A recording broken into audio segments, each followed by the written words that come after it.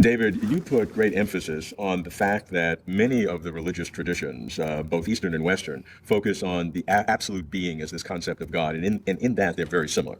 I grant that, but if you go anywhere beyond that, you have extreme not only diversity, but contradictory ideas and comments. That can't be allegorized away. There are fundamental differences between many of these religions. So how do you deal with that? You put great emphasis on the commonality of religion, but what about the absolute contradictions?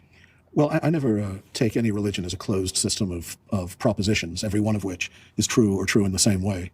And that's the way you think about religion. I mean, I think of all religions, including Christianity, as cultural artifacts that express truths or fail to express them in ways determined as much by cultural history as anything else. It's not the case, by the way, that after you move away from the basic affirmation that God is the absolute, that you immediately run into irreconcilable differences. There are all sorts of realms of experience, of devotional experience, mystical experience, and other sorts of affirmations about moral life, where you find also commonality of experience and concept. But we're talking about the human experience of the infinite source of all that is. There's no way that could be reducible to a single set of internally consistent propositions that exclude all other approaches. And these approaches are going to be mythological, spiritual, philosophical, ethical. They're going to contradict one another in some details and affirm one another in others. I believe that they, among the traditions that are serious traditions, not the kind of religion you might make up if you were trying to sell a certain product rather than the spiritual life. Now, ideally, we say, well, at some point, there will be a theoretical breakthrough that will either reconcile the differences in the sciences or show that one theoretical path was sterile. Well, in a sense, that's true also of religious experience. I mean, but it's just not going to be within the realm of empirical investigation. But yes, no, many different religions can be true in the sense that they are speaking of the truth in the best way that the cultural tradition to which they belong allows them to do so, while at the same time differing from one another on specific affirmations which may be right or wrong. Let me take a very concrete example that to me is not a cultural thing, but a very fundamental one, and that is the Christian claim that God is somehow a Trinity. You can't reconcile that with a Vedantic, a Hindu monotheistic God. I mean, well, actually, I can reconcile it with certain schools of Vedanta. It would be harder, say, with certain schools of Islamic thought, or with Islam, where it seems to be a heretical statement. And again, one has to clarify what you're affirming when you affirm a doctrine like the Trinity. On the one hand, it is a specific doctrine to Christianity in that it is a hermeneutical discovery made as the result of what is believed to have been revealed in the course of a history, and that history involves a certain ecclesial and communal experience of salvation that's explicable only in terms, ultimately, they decided, of a Nicene interpretation of the New Testament and Old Testament. True.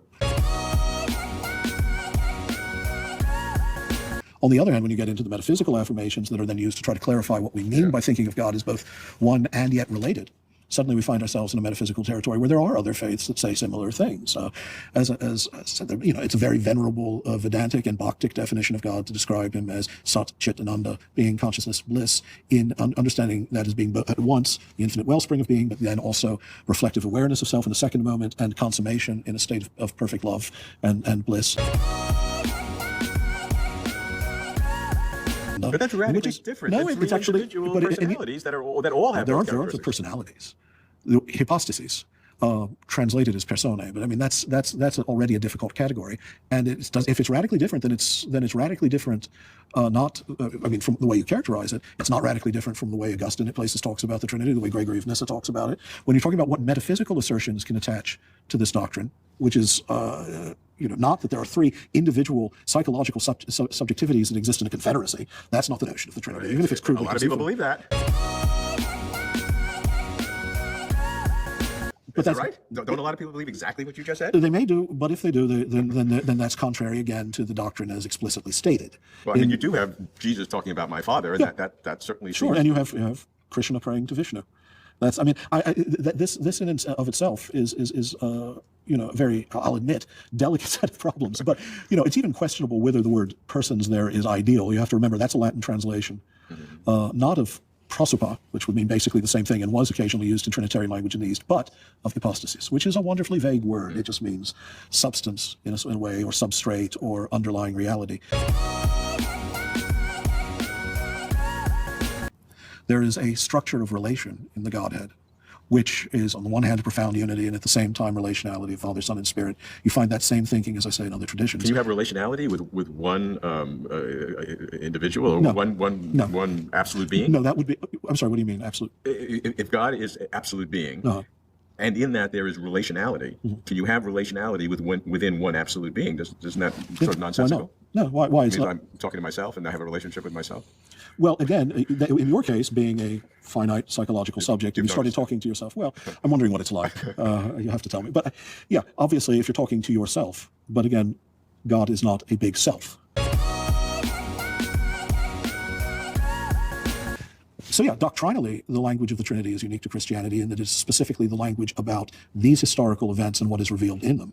Metaphysically, the ideas are not alien to other ways to other traditions and how Ibn Arabi, a Muslim, I said, problems, but even he says that God is what would it be? Wujud, Wishdan. He is being, consciousness, bliss. Uses that same triplet and expresses it in ways that would not be repugnant to Augustine.